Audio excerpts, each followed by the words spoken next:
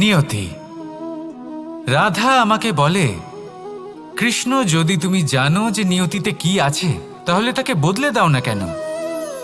মহাদেব আমাকে বলেন যে শ্রীকৃষ্ণ, যদি আপনি এটা জানেন যে সাম্বের নিয়তি এটাই, তাহলে আপনি তাকে বদলানোর চেষ্টা কেন করেন? কেন?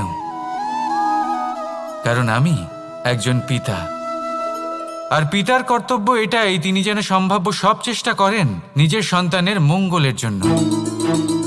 নিয়তি আমি জানি, কিন্তু এটাও আমি জানি যে কর্মের থেকে বড় আর কোনো নিয়তি হতে পারে না।